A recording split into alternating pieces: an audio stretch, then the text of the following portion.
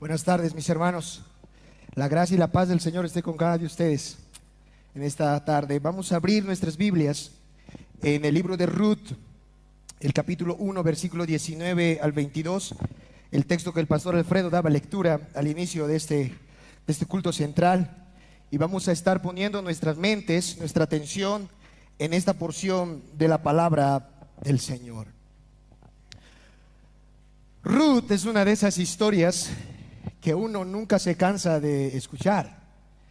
No sé a cuántos de ustedes les ha pasado, hermanos, que ven una película y la vuelven a ver y la vuelven a ver y nunca se cansan de verla. Recuerdo cuando yo era niño, mi abuelo me contaba grandes historias. Una de esas historias que él me contaba tenía que ver justamente con la pérdida de sus dos dedos.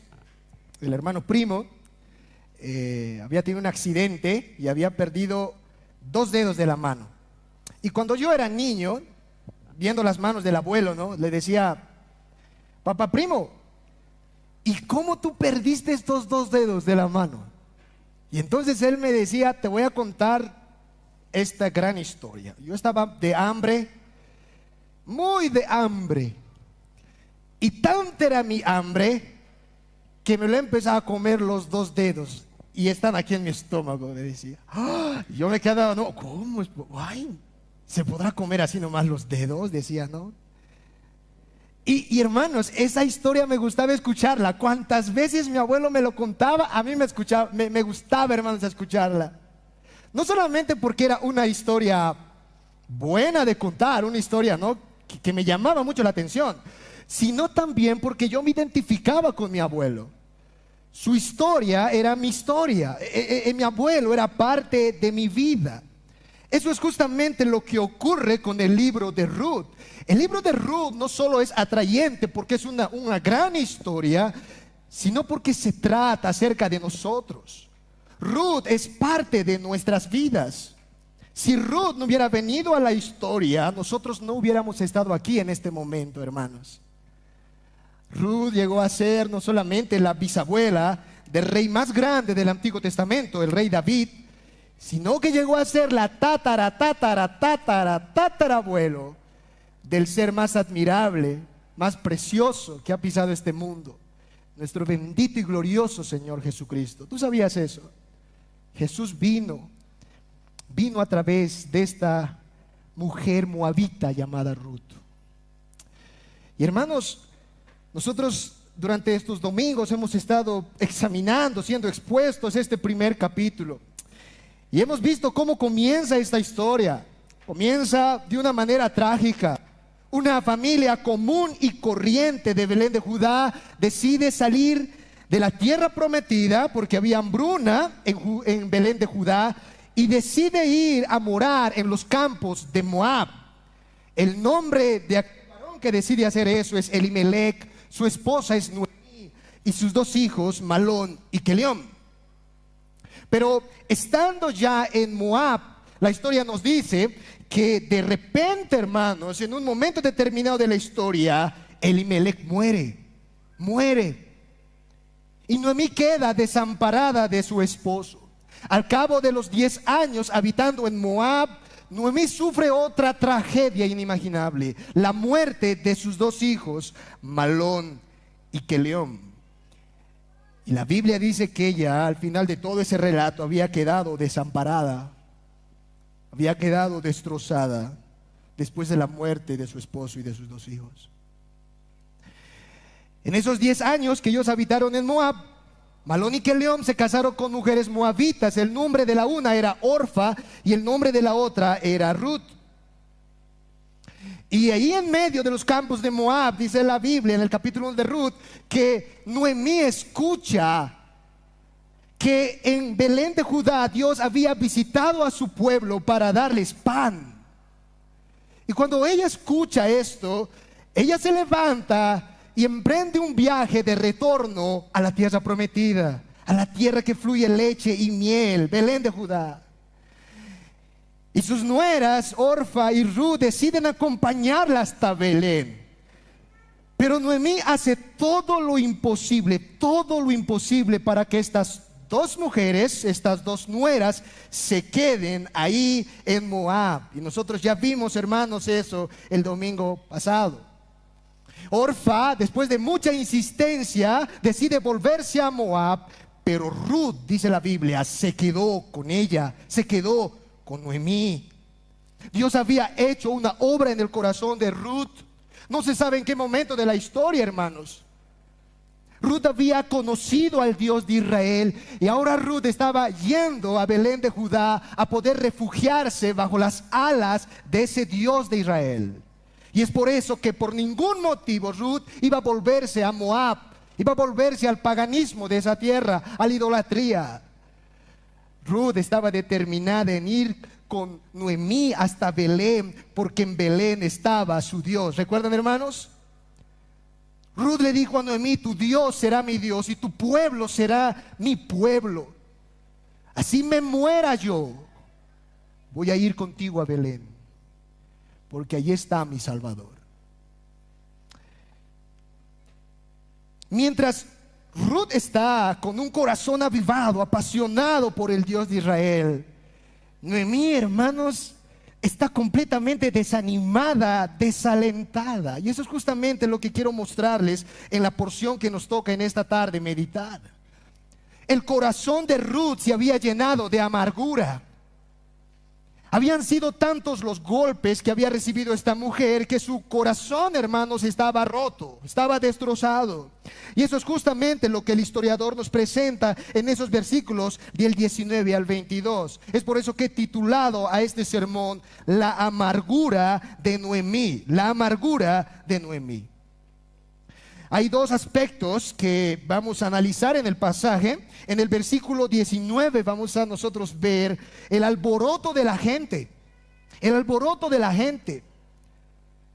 Y en el versículo 20 al 22 vamos a ver en qué consistió la amargura de esta mujer. ¿Por qué esta mujer se había llenado de amargura? Y ese es prácticamente el bosquejo de nuestro sermón en esta tarde.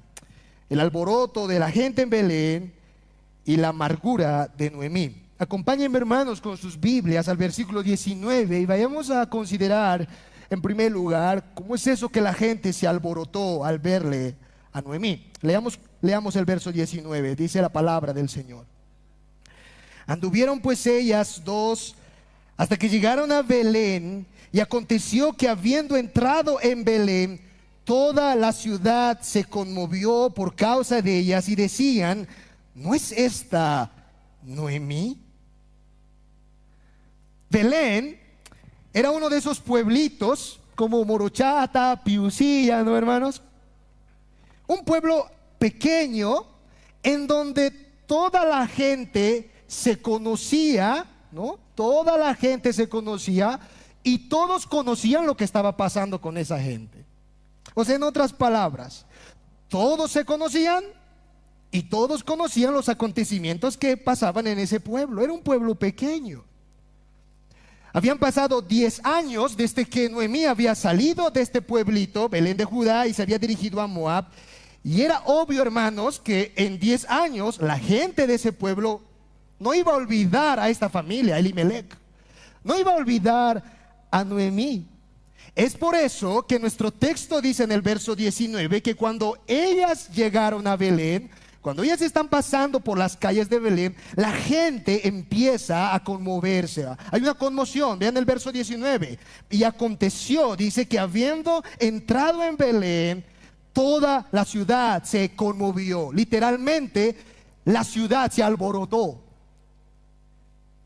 Se alborotó todo el pueblo de Belén. Y ahora la pregunta es: ¿qué es lo que estaba causando ese alboroto, esa conmoción entre toda la gente de Belén? Hermanos, había algo extraño. Había algo raro en Noemí. Había algo que no estaba bien. Cuando la gente vio a Noemí, vio el rostro de esta mujer, los paisanos, ¿no? la gente de su comunidad empezó a decir: ¿y no es esta Noemí? ¿Qué le ha pasado a esta mujer? ¿Este es Noemí verdaderamente? El versículo 19, la gente comienza a preguntar, en el verso 19, la última parte, ¿no es esta Noemí? No se parece. Hermanos, el rostro de Noemí reflejaba todo el impacto que había recibido en sus aflicciones. Ustedes saben que cuando una persona está muy preocupada, hermanos, muy preocupada, se le nota hasta en la cara, ¿cierto? Se le nota en el rostro. Y eso es justamente lo que estaba pasando con Noemí. Los golpes, las aflicciones y las pruebas que ella había recibido en Moab habían cicatrizado su alma de tal manera que su rostro reflejaba, hermanos, todo ese impacto, todos esos golpes. El rostro de Noemí estaba completamente demacrado. Ustedes pueden imaginarse esa mujer, hermanos. Y es por eso que la gente comienza a murmurar, comienza a susurrar entre ellos, los vecinos, ¿no? Imagínense la gente no saliendo de la puerta y viendo a Noemí y Ruth. Oye, ella es Noemí. Ella es Noemí. No se parece. ¿Dónde está la mujer dulce, agradable? La mujer feliz. De hecho, eso significa, hermanos, Noemí. Noemí significa dulce. ¿Dónde está esa mujer dulce? ¿Dónde está esa mujer feliz que salió de Belén de Judá rumbo a Moab? ¿Dónde está esa mujer? Ha desaparecido. Ahora el pueblo está viendo una mujer completamente apesadumbrada, una mujer completamente demacrada, una mujer que había recibido muchas pruebas. Y saben, lo interesante de este pasaje es que Noemí estaba consciente de su aspecto. Noemí estaba consciente de su situación. Y es por eso que esto nos lleva, hermanos, a nuestro segundo encabezado, la amargura de Noemí. Acompáñenme al versículo 20. Y ella le respondía: no me llaméis Noemí, sino llamadme Mara, porque en grande amargura me ha puesto el Todopoderoso. Yo me fui llena, pero Jehová me ha vuelto con las manos vacías. ¿Por qué me llamaréis Noemí? Ya que Jehová ha dado testimonio contra mí y el Todopoderoso me ha afligido. No me llamen Noemí, es verdad, no me llamen Noemí, porque yo no soy la mujer dulce, la mujer agradable y feliz que solía ser, porque ya no lo soy. Ahora soy una mujer amargada. Por eso ella dice: llámenme Mara, que significa amargura. Ahora soy la mujer desdichada e infeliz, una mujer amarga. La amargura había tocado las fibras sensibles de su corazón. Y hermanos, esto es peligroso.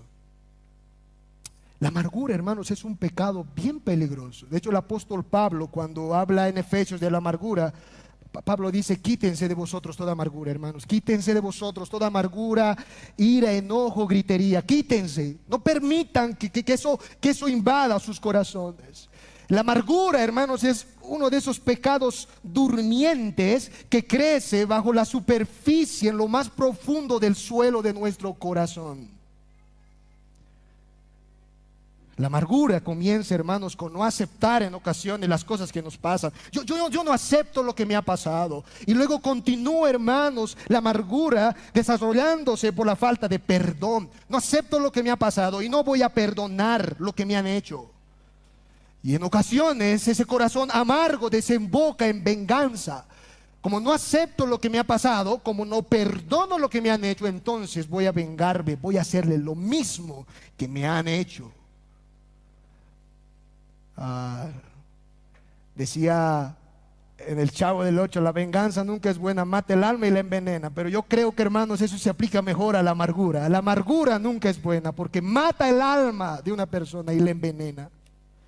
La amargura es un veneno silencioso, hermanos. Y Ruth estaba experimentando esa amargura en el corazón.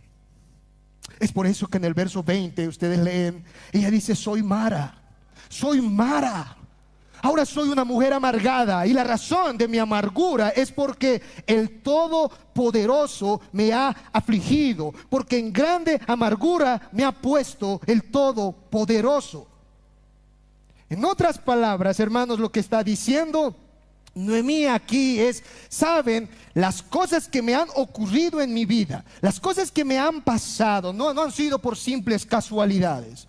Noemí, hermanos, no es ese tipo de persona que cuando le pasa una desgracia, ella dice, no, es que tuve mala suerte, no, es que me ha ido mal en la vida. No, Noemí es consciente de que Dios es soberano, de que Dios está en su trono y de que todo lo que le ha ocurrido en su vida, todas las tragedias han venido de la mano de Dios. Es Dios el que ha permitido que le ocurran esas indecibles, inimaginables tragedias en su vida. Y es por eso que ella admite, acepta que es Dios el que está detrás de todos sus dolores y sus aflicciones.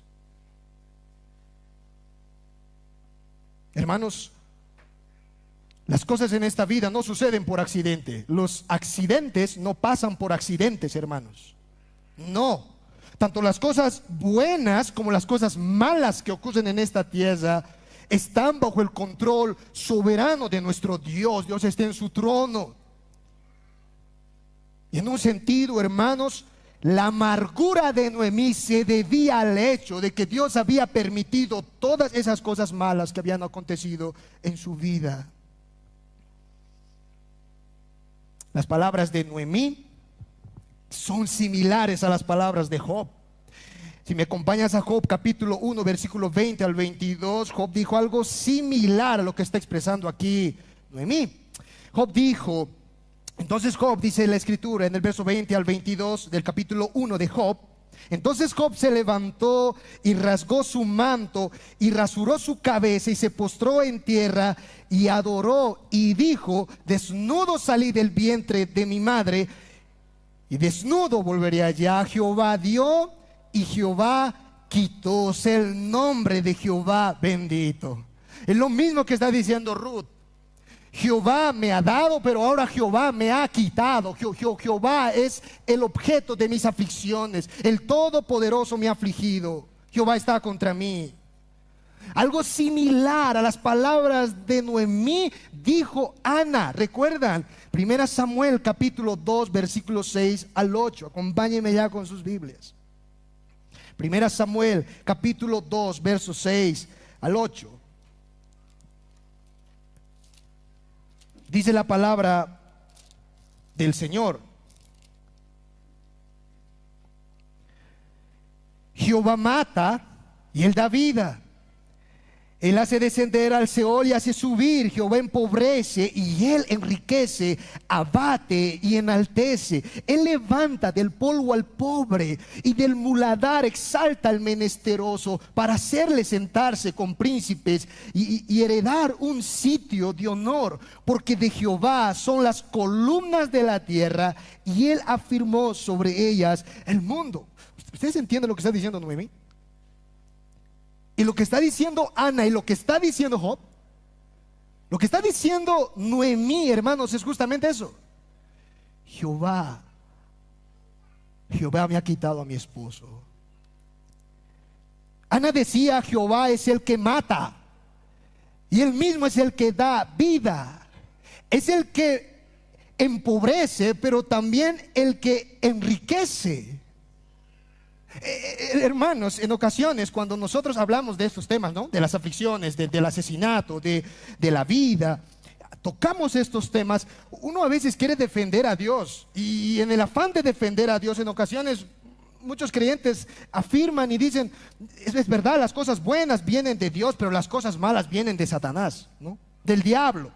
Es el diablo el que está haciendo todas estas cosas. Podríamos decir, hermanos, que en ocasiones eso sucede. El diablo ataca, el diablo nos hiere, hermanos. Pero al final de cuentas, el que está por detrás de todas las cosas, todo lo que sucede en la vida de un creyente, es Dios. Es Dios el que mata y es Dios el que da vida. Es Dios el que hace empobrecer a alguien y es Dios el que hace enriquecer a alguien. ¿Saben por qué? ¿Por qué hace eso Dios? Porque Él es el Todopoderoso. Él es el Shaddai. Él es el Señor. ¿Han notado cómo Noemí 2 veces repite esa palabra? El Todopoderoso me ha afligido. el Todopoderoso está contra mí, el Shaddai. Y luego 2 veces repite, el Señor está contra mí. Todo lo que va a ocurrir en tu vida, hermano, todo está bajo el control soberano. Decía el pastor Sugel Michelén, hablando de este tema del sufrimiento, decía él, si Dios controlara las cosas que solo salen bien en este mundo, Él no controla casi nada, decía, porque hay tantas cosas en este mundo que nos salen tan mal. O sea, si Dios solo controla las cosas bien, las cosas buenas que pasan aquí, entonces Él no controla nada, hermanos, nada, porque si tú analizas tu vida, las cosas malas son las que más nos ocurren. Hermanos, no hay ningún consuelo, no hay nada de consuelo en entender de que Dios controla lo bueno y es el diablo el que controla lo malo. No hay consuelo en eso. El consuelo está del creyente en entender de que su Dios está en su trono y de que Él está llevando los hilos de su vida, tanto las cosas buenas que están ocurriendo como las cosas malas, para su gloria y para el bien del alma del creyente. Dios, hermanos, ha permitido todas las desgracias que ha ocurrido en la vida de Noemí. Y hermanos, en algún sentido, Dios ha permitido que ocurran todas las inimaginables desgracias que han ocurrido en tu vida y en mi vida. En tu vida y en mi vida. Ahora, es verdad, Dios había permitido que Malón muera, Elimelech muera, que León muera, que esta familia, por así decirlo, se desintegre. Pero hermanos, los propósitos de Dios, los pensamientos de Dios nunca fue hacer mal a Noemí, nunca, hermanos, nunca Dios quiere un mal para nosotros y por eso permite que sucedan todas infinidades de tragedias. No, hermanos, el propósito de Dios era hacerle bien a Noemí, era hacerle el mejor bien posible. El problema es que la amargura que está ahora experimentando Noemí no le permitía ver las cosas buenas que estaban saliendo de todas esas tragedias. No le permitían ver eso. Y eso es justamente uno de los peligros de la amargura. La amargura nos ciega nuestros ojos ante las bendiciones del Señor. Es verdad que Noemí había sufrido muchas tragedias, hermanos, eso es cierto. Pero también es verdad que Dios había comenzado a Noemí a mostrarle su bondad. Dios había comenzado a mostrarle a esta mujer su misericordia. ¿Acaso, hermanos, no fue Dios el que visitó a ese pueblo de Judá, ese pueblo infiel, hermanos? ¿Acaso no fue Dios en esta historia que permitió que Noemí escuche que Él estaba visitando a Belén de Judá y así ella pueda regresar otra vez a Belén de Judá? ¿Acaso no fue Dios, nuestro buen y soberano Dios, el que permitió que ella llegara justo al comienzo de la siega de la cebada, para que luego Ruth se conozca con Boaz y tengan un hijo llamado Obed, el cual es el padre del rey de Obed, el padre de Isaí, el padre del rey David? Dios había permitido todo eso. ¿Acaso, hermanos, acaso Dios no le había bendecido a Noemí con Ruth?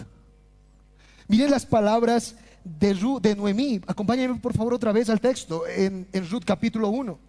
Versículo 21. Ella dice: yo me fui llena, pero Jehová me ha vuelto con las manos vacías. Yo estaba bien, me fui con mi esposo, estaba tan feliz, pero ahora no tengo nada. Está diciendo: estoy vacía. Y nosotros podríamos decirle: pero ¿y Ruth?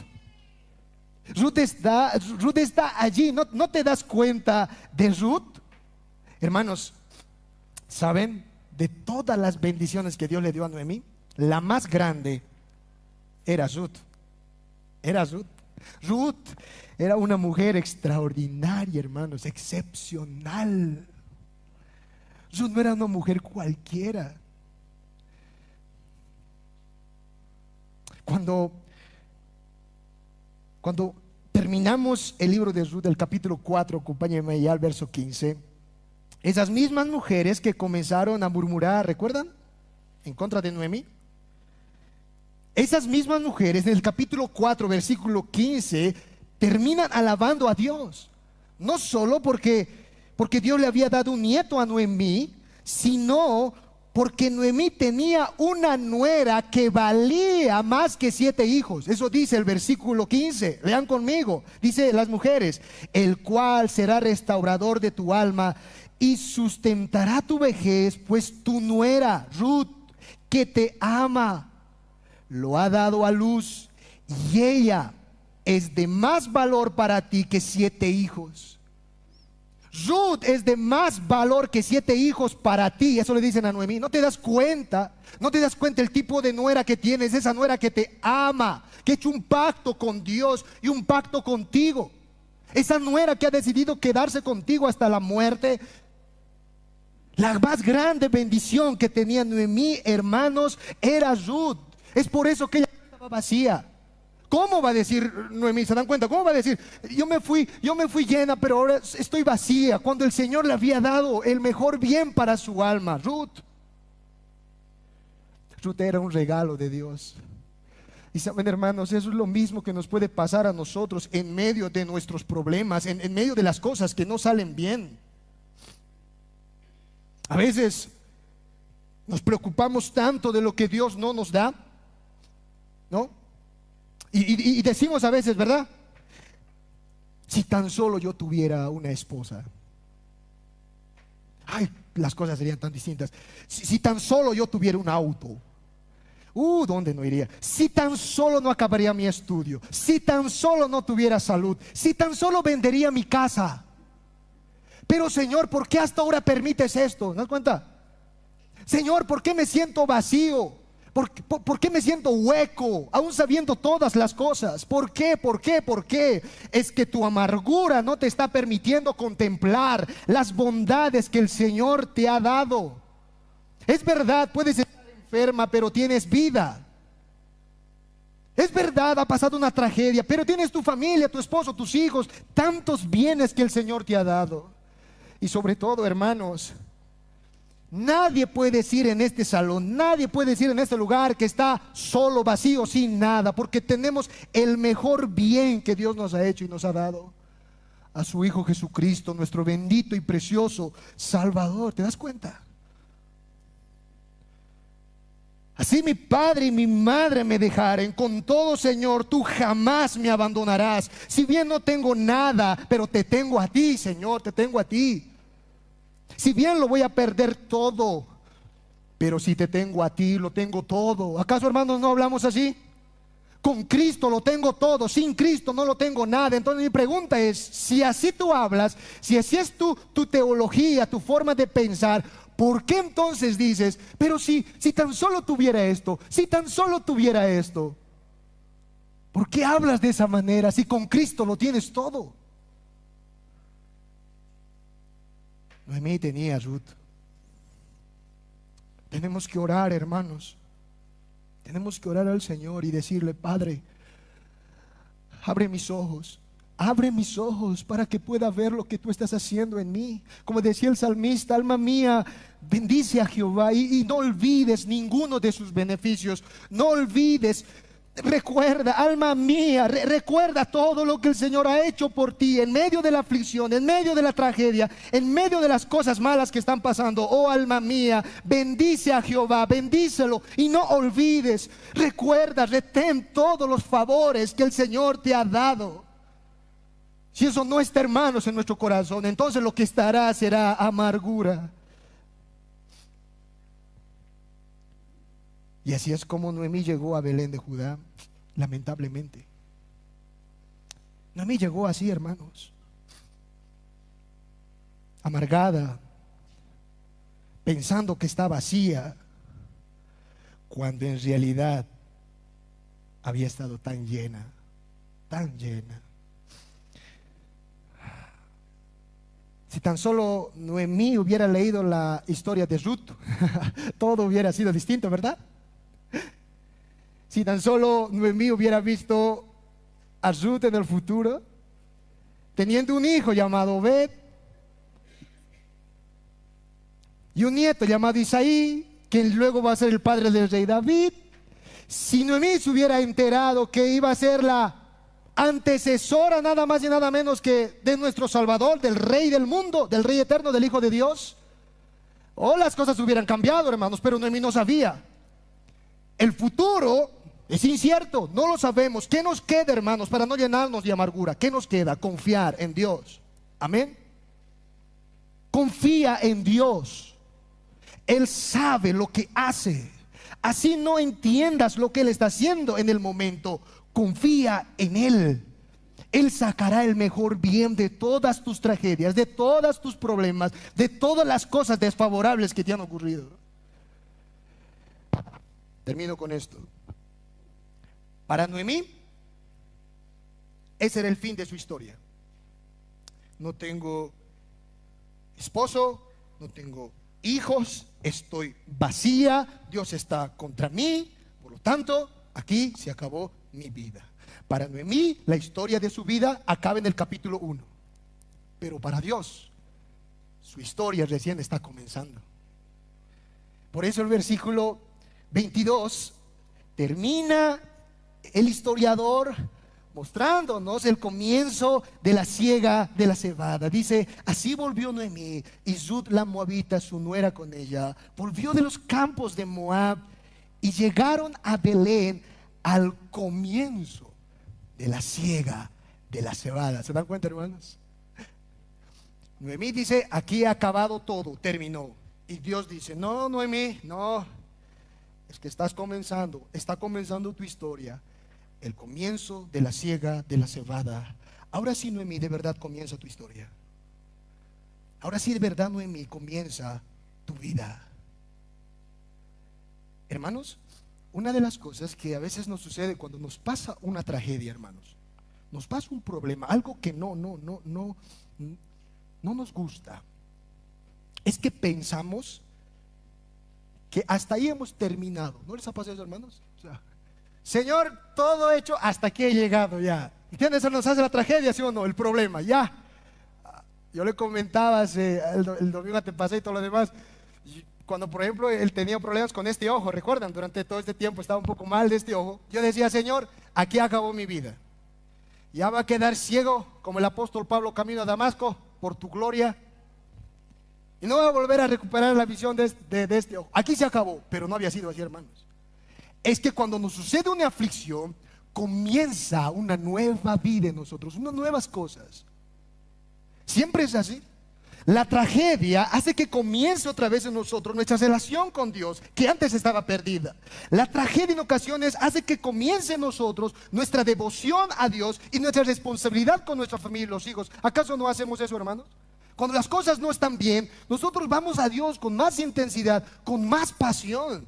Es un nuevo comienzo. Hay cosas nuevas que surgen en nuestra vida, nuevas formas de santificarnos, nuevas formas en las que Dios nos muestra su carácter. Pero eso sucede en medio de la aflicción, en medio de la prueba. Nunca te olvides eso.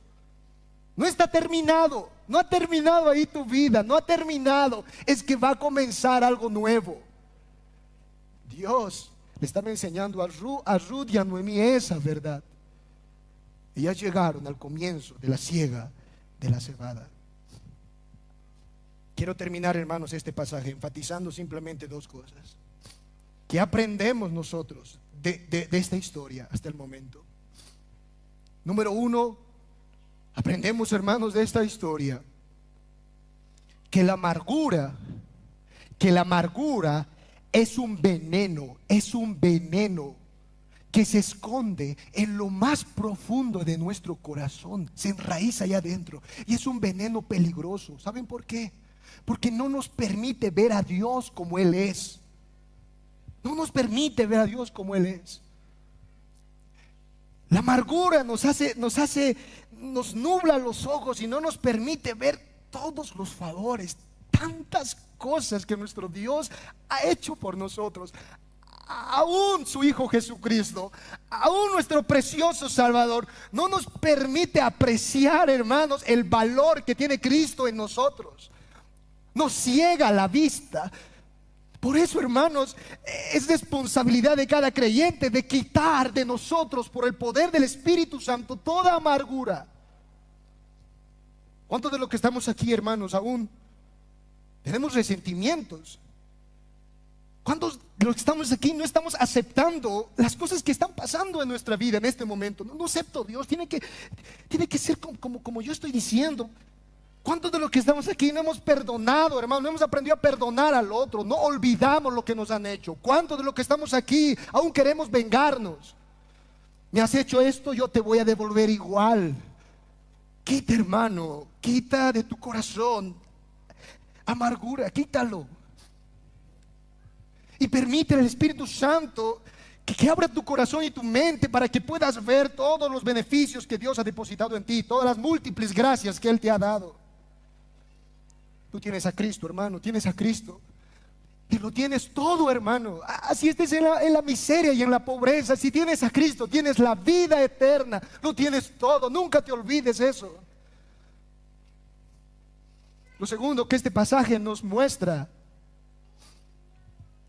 es que en medio de nuestras aflicciones y nuestros problemas, hermanos, así nosotros no entendamos lo que nos está pasando, ¿verdad? No entiendo, Señor, lo que está pasando. Nunca dudes de los propósitos amorosos y buenos que el Señor tiene, hermanos. Nunca dudes de eso. Dios va a sacar el mejor bien de tu problema. Vas a ver, te vas a dar cuenta. No dudes de eso. No ha acabado tu historia allí. Es el comienzo de algo nuevo. Confía en Dios. Espera en Dios. Y para los amigos que están aquí en medio nuestro, amigo, tú necesitas el mejor bien. Tú necesitas el mejor regalo para tu alma en medio de tu aflicción. Tú necesitas a Ruth en medio de tu aflicción. Y Ruth, por así decirlo, simplemente es un tipo de Cristo. Tú necesitas a Cristo, amigo. Porque sin Cristo no tienes la vida. Sin Cristo estás de hambre. Sin Cristo estás de sed. Si tienes a Cristo, tienes la vida. Si tú tienes a Cristo, lo tienes todo. Tienes al Padre. Tienes salvación, tienes santificación, tienes justificación, tienes todas las riquezas del cielo. Con Cristo lo tienes todo, sin Cristo no lo tienes nada. Y esa es la mayor preocupación, hermanos y hermanas. Y es la mayor oración que nosotros tenemos que tener a Dios por nuestros hijos que no conocen a Dios. A veces nos preocupamos, ¿verdad? Mi hijo, ¿qué comerá? ¿Qué estudiará? ¿Con quién se casará? Es verdad, son preocupaciones legítimas, hermanos. Son preocupaciones legítimas. Pero la mayor preocupación, hermanos, para nuestros hijos es que tengan a Cristo como su Dios, a Cristo como su Señor, a Cristo como su Salvador. Recuerdo muy bien, y en muchas ocasiones el hermano Primo nos decía a todos los hijos, 7 hijos y a los nietos: no me importa nada, decía el hermano Primo, yo no tengo nada. No he ganado en este mundo nada. ¿Qué herencia les voy a dar? Lo único que me preocupa, lo único que mi alma se aflige es por la salvación de sus almas. Les estoy dejando el evangelio. Piensen en eso, atesórenlo, ámenlo, sirvan al Señor. Oh amigo, tú debes entender que tu mayor necesidad es Cristo. Ven a Cristo, ven a Él y tendrás vida. Arrepiéntete de tus pecados. Cree en la obra que Él hizo en la cruz del Calvario y pasarás de la miseria a la bienaventuranza. Dios bendiga su palabra, hermanos. Amén.